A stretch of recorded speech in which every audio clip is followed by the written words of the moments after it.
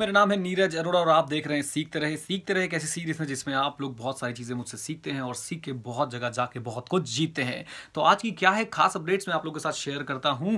लीजिए, सबसे पहली अपडेट ये है कि सर आधार और पैन कार्ड को लिंक करना मैंडेटरी हो गया है। 1 जुलाई 2017 है इसकी डेडलाइन। अगर 1 जुलाई 2017 तक आपने सर इसको लिंक नहीं किया तो आपको लग सकती हैं कुछ पेनल्टीज। काफ़ी सारी बातें गवर्नमेंट ने इसके बारे में बोली हैं, सुप्रीम कोर्ट ने भी कुछ कुछ बोला है। मैं थोड़ा बहुत आपको ओवरव्यू देता हूँ कि सर ये कि भाई देखो, अगर पैन है तो उसे आधार के साथ लिंक करना ही पड़ेगा, अदरवाइज सर आपको हो सकती है दिक्कत इनकम टैक्स रिटर्न फाइल करने में और बहुत सारी जगहों पे। 1 2 अगर आपके पास अभी पैन नहीं है और अभी आप अप्लाई नहीं करना चाहते तो सुप्रीम कोर्ट का कहना है कि अभी आप इसको लिंक मत करिए। अभी आपको कोई मैंडेटरी नहीं है कि आप अपना आधार बनाएं और उसको लिंक करें। हाँ, अगर आप सर आधार अपना बनाना चाहते हैं तो आपका जो आधार एनरोलमेंट नंबर है आप उसके थ्रू सर इसको लिंक कर सकते हैं और वो अभी आप हर जगह पे कोट कर सकते हैं आधार की जगह पे।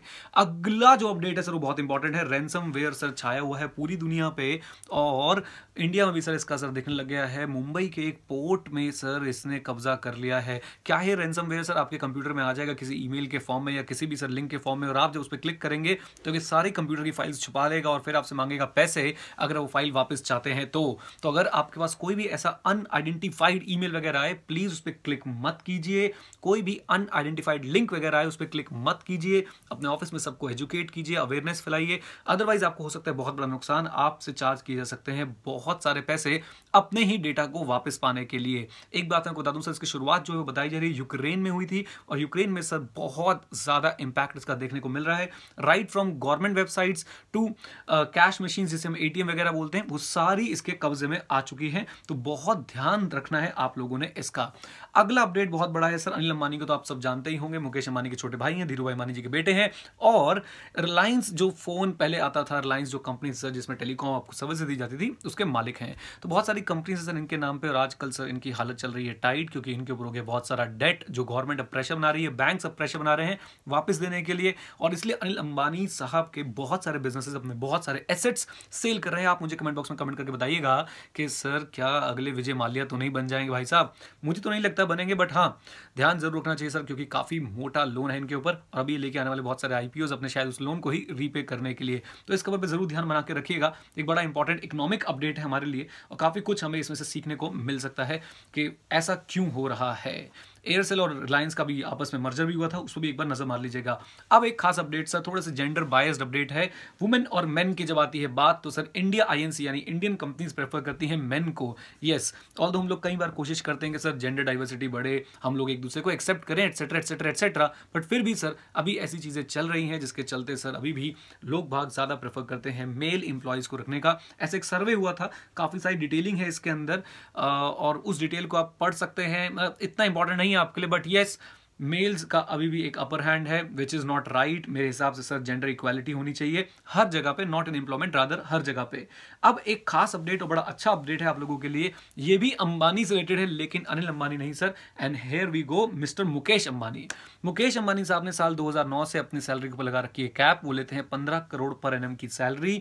ना ही कोई स्टॉक ऑप्शन लेते हैं, ना ही कोई और तरह का बेनिफिट लेते हैं, बट ऐसा वो क्यों करते हैं? Just to set an example कि सर हम लोगों को जो बड़े लेवल पे लोग काम कर रहे हैं उन्हें अपनी सैलरीज पे कैप लगानी चाहिए और पूरी ऑर्गेनाइजेशन के अच्छाई के बारे में सोचना चाहिए। राइट, अभी जो उनके पास मौका है, जो अप्रूव्ड उनकी सैलरी है वो है 38.75 करोड़ और वो हमेशा हर साल सर ले रहे हैं 15 crore salary, which is again एक शायद पर्सनल लॉस हो सकता है, बट मेरे ख्याल से अंबानी साहब को इससे कोई फर्क नहीं पड़ता। वो इंडिया के रिचेस्ट पर्सन है और सर वर्ल्ड के टॉप 100 पर्सन में से भी उनको काउंट किया जाता है। अब एक खास अपडेट सर जिससे आप सब लोग परेशान हैं, खासकर सर बिजनेसमैन परेशान है, और वो है जीएसटी। अब भाई आप तैयार हैं या नहीं? बट अब तो सर आपको अपनाना ही पड़ेगा जीएसटी।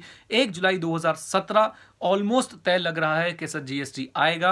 अब आएगा, रुलाएगा, हंसाएगा, वो तो देखी जाएगी। पर मैं कुछ खबरें पढ़ रहा तो मैंने देखा कि सर कई बिजनेसमैन ऐसा भी सोच रहे हैं कि वो 1-1.5 महीने के लिए अपना बिजनेस बंद करके पहले जीएसटी को समझेंगे। खासकर जो स्मॉल बिजनेसमैन है उसको बहुत ज्यादा परेशानी हो रही है। आप मुझे कमेंट बॉक्स में कमेंट करके बताइएगा कि अगर आपका या आपके पापा का या आपके किसी रिश्तेदार का बिजनेस है तो आप लोग जीएसटी को कैसे देख रहे हैं? क्या ये आपको हेल्प करने वाला है, नुकसान पहुंचाने वाला है? किस तरीके से आप इसको अपनाने की कोशिश कर रहे हैं और किस तरह की दिक्कत दिक्कतें आप लोग फेस कर रहे हैं। ज़्यादातर दिक्कतें जो मैंने इस आर्टिकल पढ़ी वो ये है कि सर जो स्मॉल बिजनेसमैन है उसको अब रखना पड़ेगा अकाउंटेंट, उनको सीखना पड़ेगा कंप्यूटर। अभी तक वो बेचारे तो नहीं बोलूँगा, अभी तक वो लोग सर अपना जो काम है एक छोटी सी जगह पर बैठ के चला रहे थे, बट सर अब उनको बहुत सारे रिकॉर्ड्स मेंटेन करने हैं, बहुत सारी फॉर्मेलिटीज़ पूरी करनी है, क्योंकि although sir there is a limit के 20 लाख तक आपको जीएसटी में रजिस्ट्रेशन कराने की जरूरत नहीं है, बट फिर भी 20 लाख कोई बहुत बड़ा टर्नओवर नहीं है आज की डेट में। टर्नओवर बड़ा होने के बाद भी मार्जिन बहुत कम हो सकते हैं और उस मार्जिन में से फिर आपको और कॉस्टिंग बियर करनी पड़ेगी, जैसे कि अकाउंटेंट की सैलरी हो सकता है सर, किसी चार्टर्ड अकाउंटेंट की फीस हो सकता है सर, कंप्यूटर का खर्चा हो सकता है, कंप्यूटर ऑपरेटर रखने का खर्चा।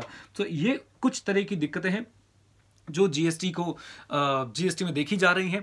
मेरा पर्सनल व्यू ये है कि देखिए सर, जब भी कोई चेंज होता है तो सर रेजिस्टेंस तो होता ही होता है, बट ग्रेजुअली सर वो अच्छा हो जाता है, but it will take time because it is one of the biggest tax reform. जैसे हम सुनते आ रहे हैं, बहुत बड़ा चेंज है, छोटी बात नहीं है कि पूरे कंट्री का सर आपने एक टैक्स सिस्टम बदल के रख दिया। सर 2 ट्रिलियन की इकॉनमी है, 1.3 बिलियन लोग हैं, इन सबको संभालना, इन सबको एक लाइन में लगाना थोड़ा सा डिफिकल्ट काम तो है, और किसी ना किसी को तो करना ही था, वो बीजेपी गवर्नमेंट ने कर दिया है।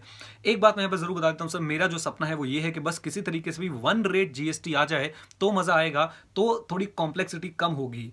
आई थिंक ऐसा होगा। आप इस बारे में क्या सोचते हैं कि 1 रेट जीएसटी इंडिया में होना चाहिए कि नहीं होना चाहिए? मुझे जरूर कमेंट बॉक्स में कमेंट करके बताइएगा। ये था सर सीखते रहे का आज का एपिसोड। यूट्यूब चैनल को अगर आपने सब्सक्राइब नहीं किया तो जरूर सब्सक्राइब कर लीजिए, वीडियो को लाइक जरूर कर दीजिएगा और नीचे अपने सवाल और सुझाव जरूर बताइएगा।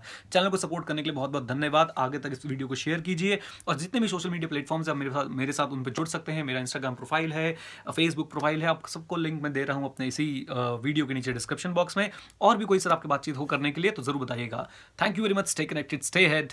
जय हिंद। और हाँ, सीखते रहें, क्योंकि सीखना बंद तो जीतना बंद। Guys, do subscribe the channel for regular updates. Do give this video a thumbs up if you really liked it, and yes, press the bell icon so that you can get notified about all the new videos.